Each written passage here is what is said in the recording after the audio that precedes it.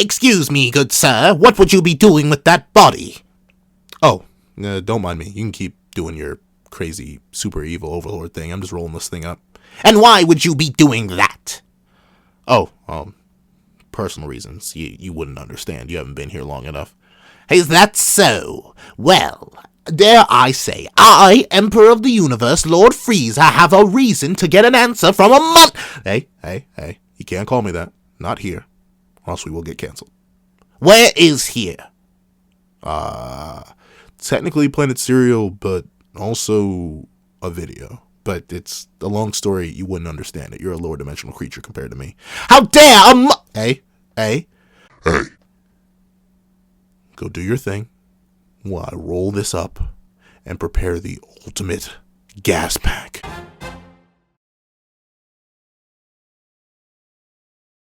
Thank you to our final patrons, Sinners Lancelot, Praise the Sun, Strawbones, and Aaron.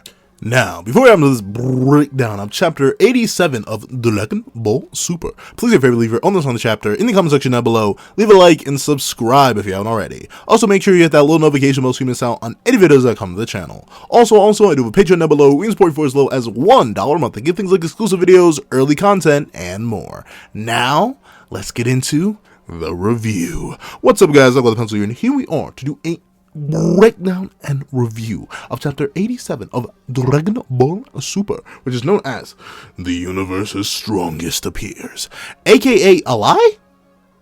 At least according to the end of the chapter? No, not Whis, Lise, like Elise, like Whis the L giver. Like, why would you even do this to us? Why would you do, I hope y'all know this arc review gonna go crazy when it drops. But regardless, let's hop right into the chapter itself. So we open up and we do get to see that the gang, the trio, 2 Saiyans and a cereal man, they are all together after blasting that boy gas into the atmosphere.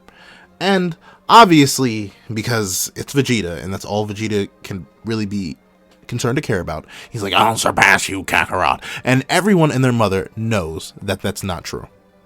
And never will be true. Dragon Ball will go on until time itself ends, and one way or another, Vegeta will be on Super Saiyan Ultra Ego 4332, and still be weaker than Goku's Ultra Instinct 9,000,000.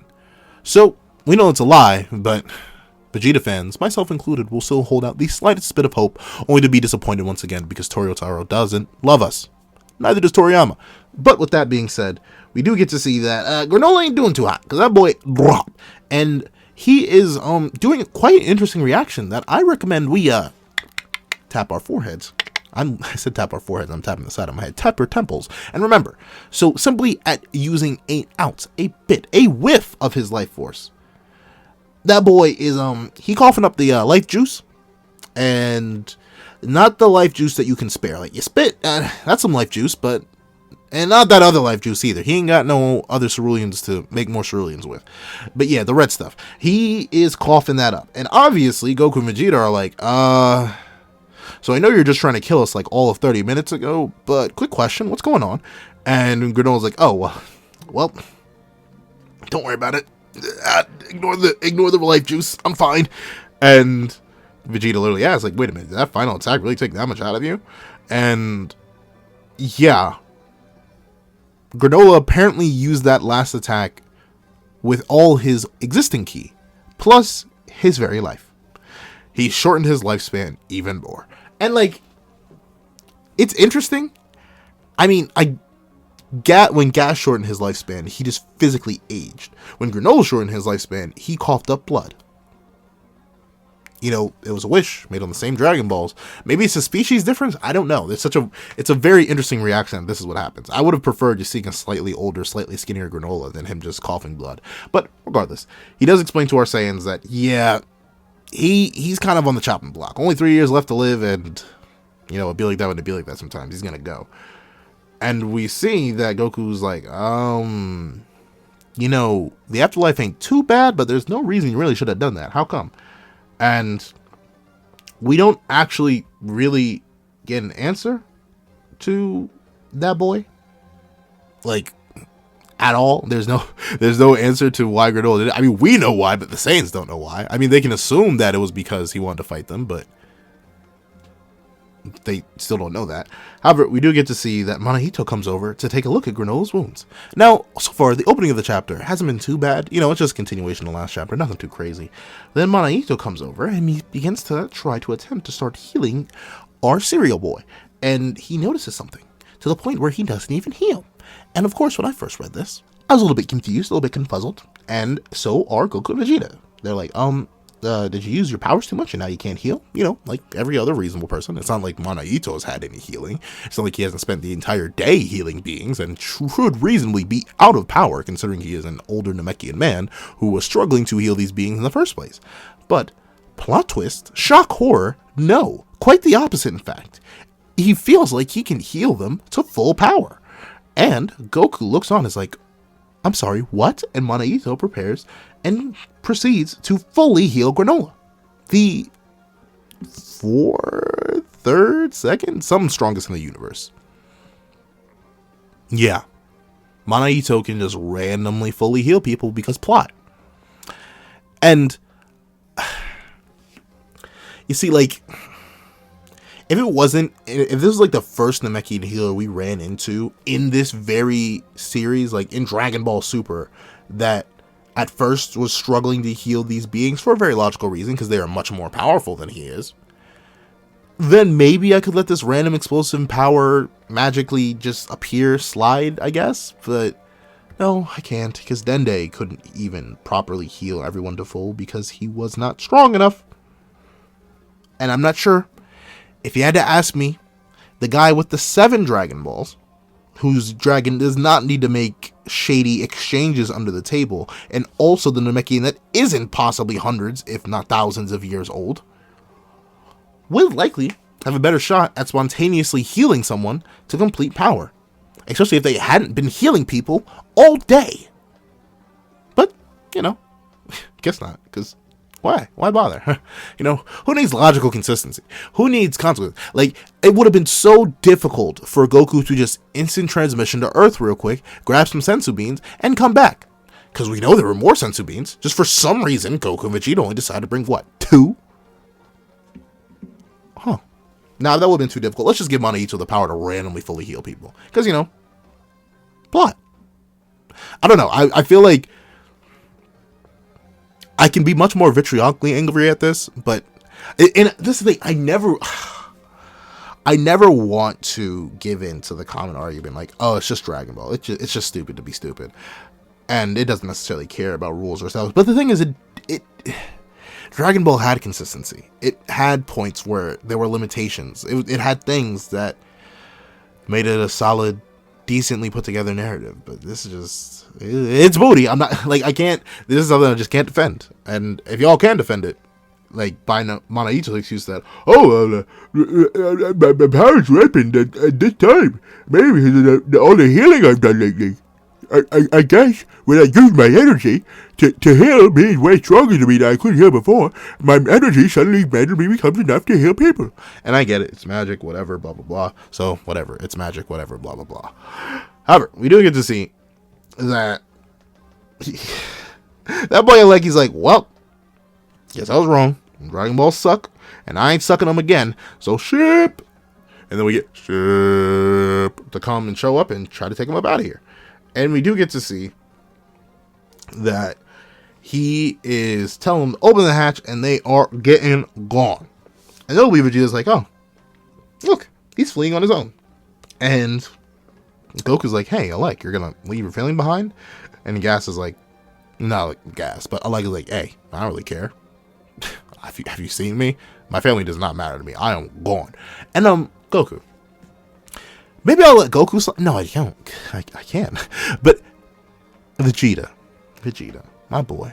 Why don't you just execute him? Like, now? Like, what's the point of letting him go? I legitimately don't know. Why would you just let him leave? Because why not? However, we do get to see that from the back, well, simply put, Manahito gets some back shots, if you know what I'm saying. Get it? Saying? Yeah, he has a gigantic hole in his chest now. Yeah, and I'll admit, this is definitely giving me, like, whole Frieza Saga flashbacks. Like, if you remember, our white mage was taken down from... Actually, no, I think about it. Was he taken down by a back shot or a front shot? I forget how Dende was taken down, if it was from the front or the back. But regardless, he got hit. Just like you should hit the like button and subscribe button, since they're both free and they greatly help out the channel. And I would greatly appreciate the help and support. Thank you. But with that, Manaito, yeah, he's not looking too hot with a spot on his gut. And we do get to see that this death beam came from a certain individual.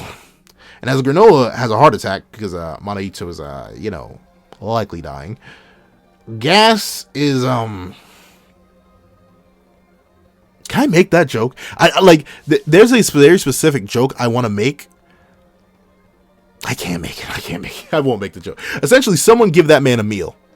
Or like 500. Like, seriously. Actually, not gonna lie. As long as he had some more ad definition and like put some more meat on his chest, he could probably go right onto a bodybuilding stage. Sure, he's gonna look a little bit old and wrinkly, but honestly, sacrifices are sacrifices. That man is looking perfect. Like, preferably, even if my stomach was sunken in like that, and it looked like you could literally see the veins in my chest, honestly, I want to be that shredded. But we do get to see that Gas is still around. Notably, an interesting thing here is that his pupils have inverted. Like, he now fully has embraced the Majin Buu look. Like, straight up black sclera and then white pupils. Or no, white irises and then black pupils. So he's fully just... he gone. And we do get to see that Gas is like... like... I'm sorry, I just can't take Gas seriously. Like, if only someone would come and just put their hand straight through his chest and make him disintegrate into just skeletal bones, and then we just never have to deal with him or the rest of his family ever again for the rest of the narrative. If only something so beautiful could happen, so you just roll him up in a thick, warm pack and light him up like fireworks. Please, if only someone could be the savior. But I guess that just won't happen. But we do get to see Gas is here, and he's mocking Granolah for not wanting revenge, so he tries to give Granolah a reason to have revenge by striking down Manaito. And the thing is, I don't care. But we do see that Gas also does not care that Granolah just decides to ignore him and goes to take on the two Saiyans that run in to challenge him. And notably, like, I feel bad because I repeat myself every review or every live reaction I do that involves Gas. Because his goal at this point, and has been since he really was introduced as the strongest in the universe, is to simply execute the Saiyans. That's it. That's the one thing he had to do. And as we've seen, he is fully capable of using ki attacks with piercing power, such as the Death Beam he used to instantly execute Manaito. Now, the funny thing about Saiyans is that unlike Namekians or Majins, or specifically cells, I was about to say androids, but then again, 17, 18, and 16 could not regenerate. But that's the thing. Saiyans can't regenerate. And so, Mr. Strongest in the universe, wouldn't it be reasonable, logical, and perfectly understandable to use that same technique that you just used to immediately execute your opposition that you are clearly stronger than? Why do you keep resorting to blunt physical force when in the, 4 times you have fought these individuals, it has consistently failed to actually defeat them? Oh, I get it, because Gas is a poorly written character, who for some reason Toyotaro took forever to get rid of, and Toriyama really, really liked and kept bringing him. Like, this is actually insane. This is horrible. But I actually do want to hear some Gas defenders. Gas defenders, go wild. But we do get to see that he uses telekinesis to slam their heads together, and then as they fall, he hits them again, and then he flies. Well, no, I'll give them this. They both fly back, and they manage to land a hit on Gas to the point where they managed to punch him in Goku's case and kick him in Vegeta's case. And they both begin to charge up a Kamehameha wave and the Gariko Gun. And we do get to see that Gas, well, simply put, he was talking so much smack that his mouth got smacked off. And we see that as he screams in absolution, he releases a massive, juicy, thick, girthy beam that begins to overwhelm both Goku and Vegeta. And shockingly enough, admittedly, one of the coolest things that Gas has done, one of the coolest things I've seen, is the reversal swim. AKA, if you remember, back in the Cooler movie, Goku decided to give Cooler a nice bath. He went Kaioken times 20 and yelled Kamehameha. And what Cooler proceeded to do was say, oh, a wave. Let me swim right on through it. And then punch you in the mouth. So what Gas proceeded to do was fire his own blast, giving himself his own nice big ol' pool/wave to swim in, and he dove straight at them and put those filthy, nasty dogs all over Goku and Vegeta's face while they were barking extremely loud, to the point where if that was me, I simply could not let that slide. I would have fused into Gogeta right there to rid myself of the filthy scent and absolutely vaporize Gas and everything he stands for and ever stood for and ever will stand for. Because Golly G Willikers, you are not going to disrespect me like that. However, we do get to see that Goku and Vegeta do allow themselves to get disrespected as they get launched back and Gas lands, currently still missing a whole chunk of his face. And we see that apparently, according to the Saiyans, there seems to be no care in Gas's mind anymore. He does not care what happens, who happens, how it happens, and where it happens. Eventually, he's done. And we do get to see that for some reason Toyotaro is trying to test my investment in Manaito and play that he's actually going to die. And like, say hypothetically, he did. Would anyone really care? And this is a genuine question to y'all. How invested are y'all in Manaito of all people? You know, the guy who pretty much caused all this mess because he did not want to tell Granolah the truth? Yeah, how in your feelings, how deep, how many sad love songs would you have been singing for Manaito if he had somehow, let's just say, perished, just fell off the face of the planet? Like, what would have happened? Would you be bawling your eyes out? Would you be in tears? Would you be singing those sad love songs? Tell me, because like, low key, not gonna lie, as much as I like the Axolotl Dragon in that Manaito created, he can kind of get lost. Like, I think the Dragon Ball, those two, no cooldown, make a wish for the Law of Equivalent Exchange kind of Dragon Ball, they can go. So I'm kind of disappointed that he does not die here. But we cut right back to Gas versus Goku, and we do see that his body is, it ain't really bodying that well. Because when Goku does make contact with Gas's arm, it sort of does the thing that arms aren't supposed to do, and like the whole chunk of flesh rips right off. And he manages to punch Goku in the face so hard that he gets sent flying, and he's just laughing hysterically now, and once again failing to do the one thing he's meant to do, because of course he is. And we do get to see that Goku's a little bit wondering, like, that arm, it ain't really arming right now, how's it still moving? And Vegeta's like, oh, well, looks like a curse to be the universe's strongest. And we see that Elec is like, hold up, wait a minute, ooh, and this is where Elec sort of falls off in the arc for me. Like, even if Gas came back and was doing the thing, he's obviously failed you one too many times, and he looks like death itself. So why would you stay there? Especially knowing the context of what you know. Why would you even remotely? I would have left. Especially seeing what happens later on in the chapter. This is not the place for me to be, obviously. So I don't care that Gas is back. I'm in my ship, leaving the entire planet, because it's not safe here anymore. The fact, Elec really falls apart in this chapter on multiple levels, and we'll talk about why in a bit. But we do get to see that he's so eager for Gas to get rid of the Saiyans, and obviously Maki and Oil are like, whoa, wait a second, this is a little bit too much now, you gotta chill out. Can't you see that boy? That boy almost gone. And Maki is trying to beg Elec for them to leave. You know, this is a battle that they can hold off on, like they can win another day, but I guess I can't. There are jokes that I know I would make without certain limitations that I will not make, but he does backhand the life out of her. He literally knocks the taste buds out her mouth for even daring to suggest retreat, even though he was literally just about to retreat 5 seconds ago. Like, this is the thing, I don't get it. Why would a tactical retreat at this point would be the best move just for your own safety? Especially considering what he goes on to reveal. Because as Oil catches Maki, he's like, yo, I told you, there's not going to be a next time. Gas's lifespan is about to run out. Making him the strongest in the universe meant sacrificing that much of his life. And somehow, to stack onto all the stupidity and idiocy of Gas, as he's sitting there, I thought he was punching UI Goku in the face, but it looks like he's about to claw his face open or something. He goes, huh? I'm dying? Oh no! I didn't know the like button and subscribe button are free, and I greatly appreciate if you hit those because they greatly help out the channel. Thank you. And I greatly appreciate your support. But, like, you couldn't feel that? Like, Granolah did one attack that used up his shortened lifespan. And that boy was on the floor coughing. He was hawking up the red life juice. Like, he was not in a good state after that.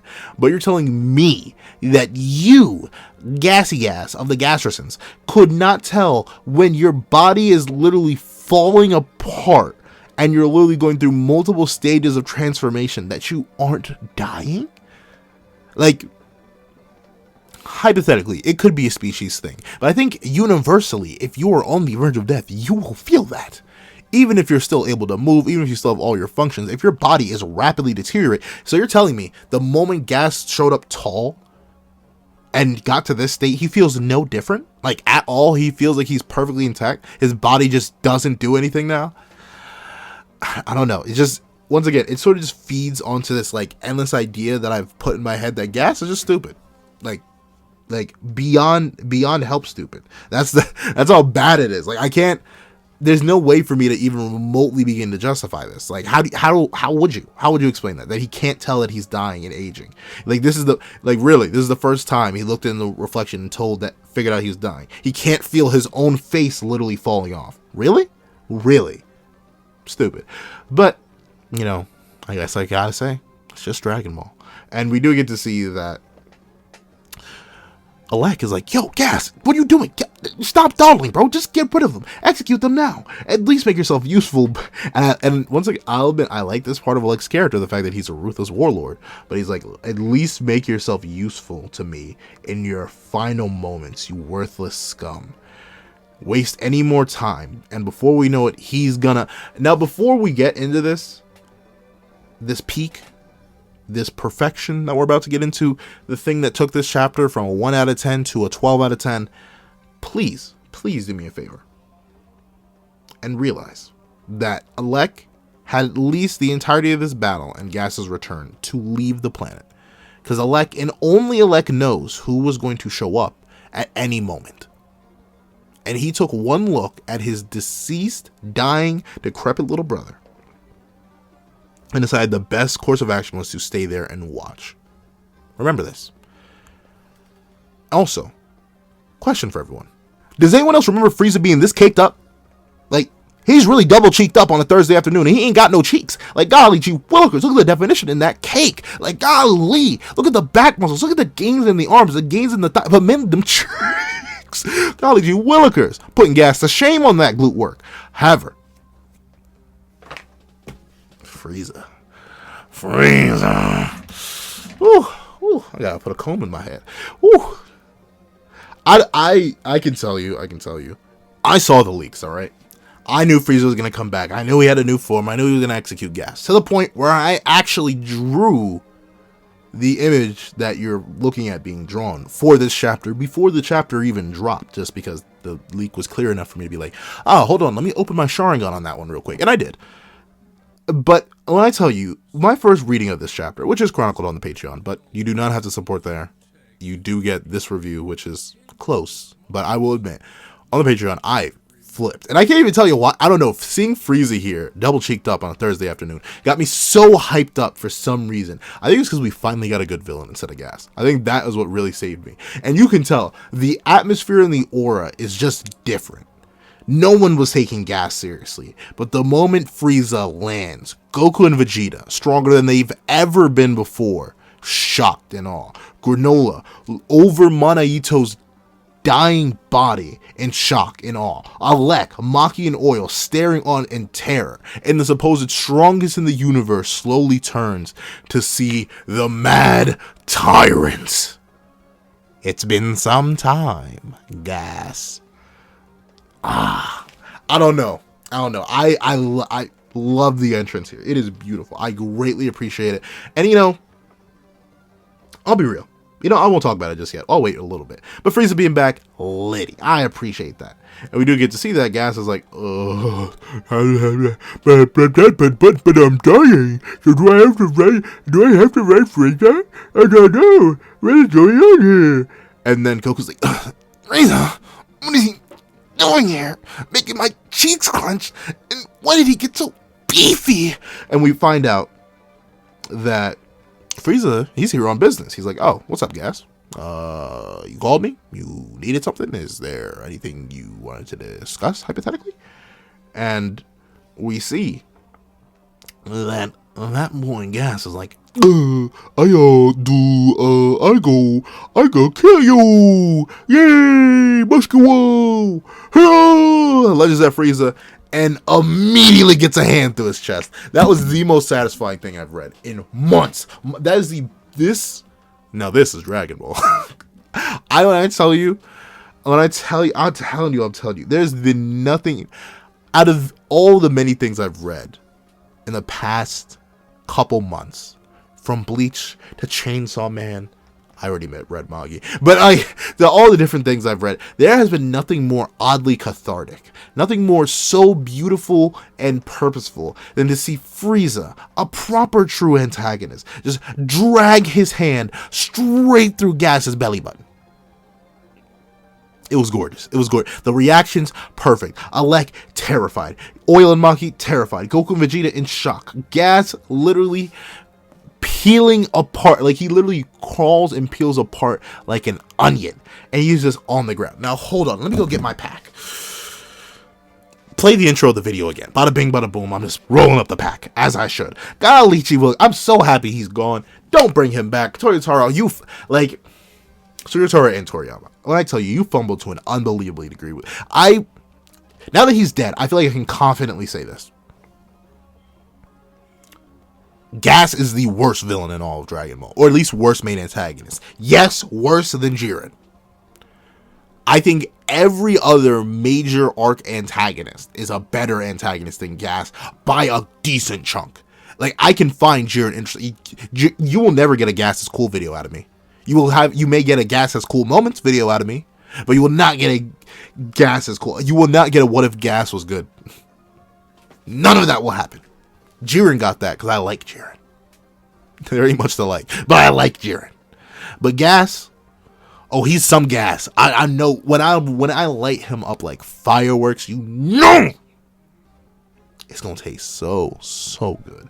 But obviously, Frieza is now standing in a corpse, so he's dusts himself off and is like, well, Donald G. Wilkers, that's a skull.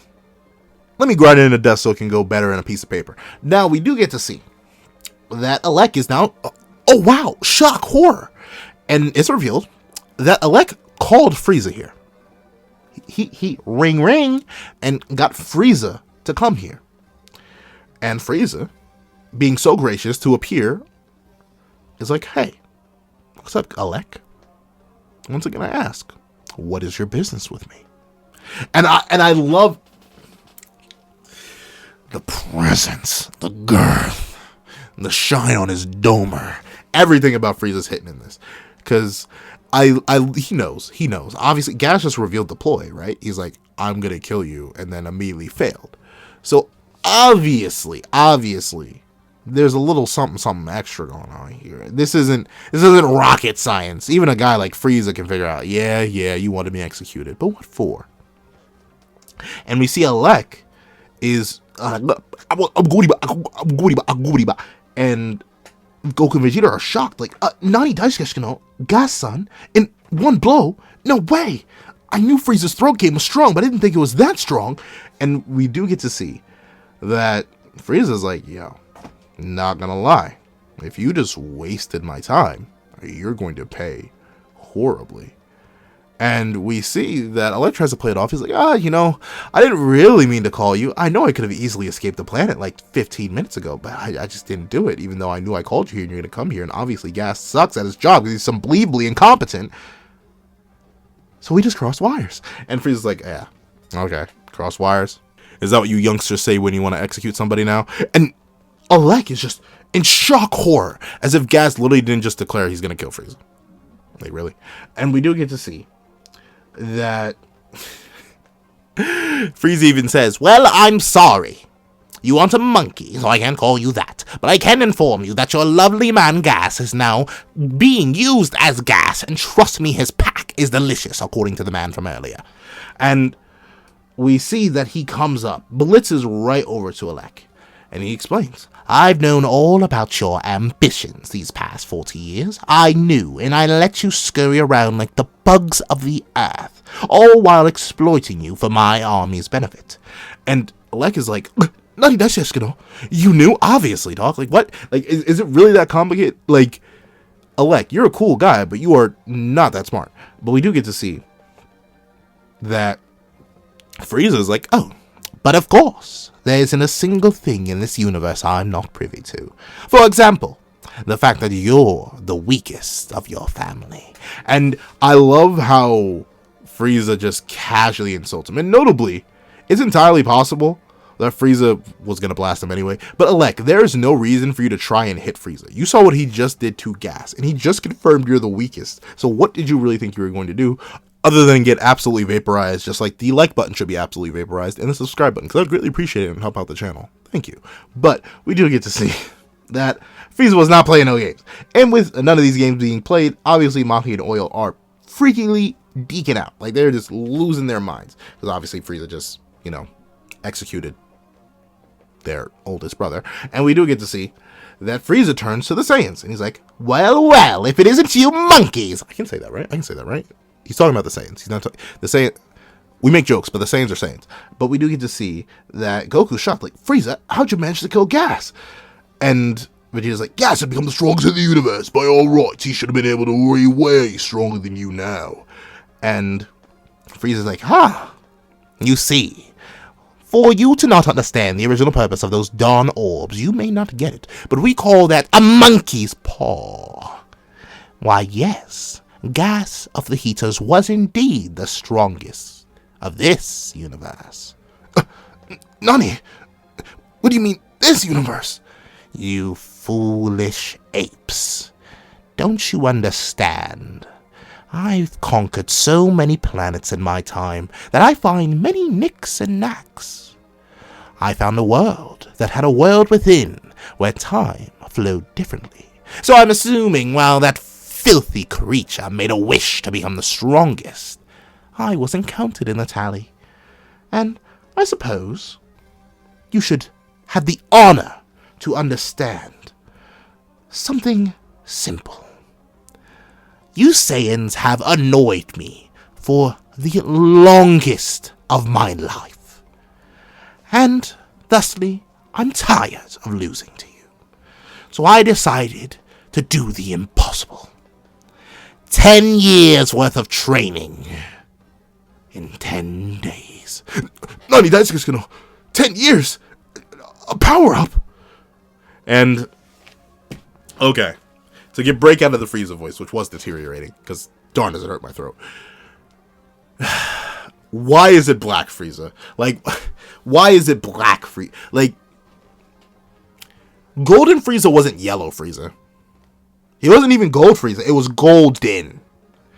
There's so many other names you can call. I'm very interested to see the coloration of this, because his chest still looks to be the exact same white with just extra shading, so I'm very, very intrigued. His whole design seems interesting. I will probably draw it on my own time sometime. However, real question. Why couldn't it be like Obsidian Frieza? Coal Frieza? Onyx Frieza? Onyx Frieza would have been fire. It really would have been fire. I ain't gonna lie to you. But like, Black Frieza. Like, he was just begging to betray Zoro at that point. You know what happens. Frieza, you know you can't keep the club. You can't stay in the club if you become one of them. Like, I get it. The golden form is already supposed to be a mockery of the Super Saiyans, but like, why just call it Black Frieza? You could have given it so many other names. Toyotaro, why? Toriyama, why? I don't want to just blame Toyotaro individually, because Toriyama does do the story. So he had to write this. I'm assuming this is in the notes. Frieza shows up as the real strongest and then decimates the two Saiyans, because that's immediately what happens. Both Goku and Vegeta go into their most powerful form to try and fight off this new Frieza, but Frieza casually blitzes both of them, punches them in the stomach, and shockingly enough, I think somehow, some way, he likes them at this point. Because he didn't immediately kill them. If he was able to punch straight through gas, casually, he should easily tear through the Saiyans. No lie. But no, he just punches them in the stomach, knocks them out of their forms, and is like, oh, well, it's been real, and it's been fun. I gotta manage to surpass you. Alright, come get your get back another day. Bye. And then he ended up letting them off easy. And notably, he goes to Maki and Oil, who were hiding behind a rock, and he's like, oh, you two. You wouldn't happen to have any plans after this. After all, half of your family's dead. By my own hands. But my ship could use a chef and a waiter. Would you like to come? And they end up coming. And we do get to... That means Maki and Oil do get to stay alive. Interesting. And Frieza leaves. Now, notably, some part of me would be vitriolically angry. Like, oh, Frieza... You somehow like there are two things that I expect some people to be shocked that I'm not vitriolically angry at. One, Frieza finding a random time chamber and getting 10 years worth of training in off screen and getting a new form. I think the only reason I'm not necessarily mad is because the anger was already used up elsewhere. And I don't even think I was ever really going to be angry about the Room of Spirit and Time thing. Mainly because, like, after the Moral arc, it was established that these things just exist in places. Like, it's not just an Earth exclusive thing. So, Frieza finding one on the countless planets he's conquered. Yeah, makes sense. Why he used it for 10 years? Shocking. That's the only thing that does seem weird. For a guy who didn't want to train for 4 months and literally rushed to fight the Saiyans, I'm shocked he trained for literally 30 times that. Just cause, I guess. Like, I mean, I get it. He wanted to surpass everybody, but that... It makes sense. Like, his power growth, him getting a new form, is not necessarily the craziest thing. Frieza makes his own forms whenever. It's not like a Saiyan where they just apparently have access to this, or this other body biochemically reacts. No, Frieza can just make new forms. That's what all of his previous forms outside his final form are. Just made up things. So I'm not shocked about that. The power also, I'm not shocked about. The only thing I'm wondering now is, remember what Frieza went through in 4 months. He went from being star level to arguably low multiversal. What the heck is 30 times that time period, 10 years of training, gonna do to him? Like, reasonably, if he's not stronger than Beerus with his potential after training for 10 years, yeah, something's wrong. Like at this point, I get it. For some reason, I kind of understand why. Because I don't think you could really... I mean, you could. You could just do... you could introduce, like, the heroes timeline, stuff like that. But from this point, I see why Toriyama and Toyotaro are so hesitant to make the Saiyans and other characters as strong as Beerus. Because after the Angels and the Grand Priests, all you have is Zeno. And we can't have people be stronger than Zeno, reasonably. Right? Maybe. So, that's why he's stalling for so long. But 10 years of training from Frieza of all people, yeah, Beerus should be eclipsed. He should have been eclipsed, like, heck, probably first 2 years in. So maybe that's where Frieza's flying off to. I don't know. He says he came here for another objective, but he doesn't pick up anything. Unless he picked up the DragonBallZ and left, I really don't know what he's doing. And we do get to see that, obviously, Manaito is alive because Whis came and healed him. Because Whis just says, oh yeah, you know, I'll do this one special favor for you, Goku. I guess it's just to make up for him being mean to Goku earlier and just sending gas straight back to them. But, yeah, whatever. We do get to see that that's just it. The arc begins to wrap up. And we say, oh, well, it's all over. And apparently, Beerus wants them back because he can't figure out how to make instant yakisoba. And Gas is like, well, no, not Gas. Goku offers Granolah to come along and train with them on Beerus' planet, but obviously Granolah was never going to last past this arc. He barely, like, for something that's called Granolah the Survivor arc, not really his arc at all. We get the real main character of this arc when Manaito hands over Bardock's scouter and Goku sees a reflection of Bardock in it, and he smiles. And we do get to see that Goku claims they're going to see Granolah and Manaito around, but we know that's not going to happen.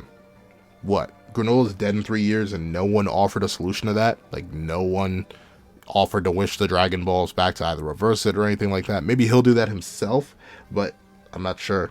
Seems kind of unlikely. I feel like that would have been mentioned at least. And the arc's over. Whis says that maybe Frieza isn't the strongest in the universe. Maybe the strongest in the universe emerged somewhere. Could be Broly. Could be anybody, really. Regardless of that, the manga's on hiatus for whatever time. I mean, like, the arc was booty. Like, the whole arc was booty, but I like Frieza. So this chapter is automatically a 12 out of 10. Thank you guys so much for watching. Remember to like, share, comment, and subscribe. Make sure the little notification bell so you miss out on any videos that come to the channel. Also, I do have a Patreon down below. You can support me for as low as $1 monthly. Get exclusive videos, early content, and more. Thank you so much for watching once again, and I hope you guys have a wonderful day. This is Elec the Pencil, writing off.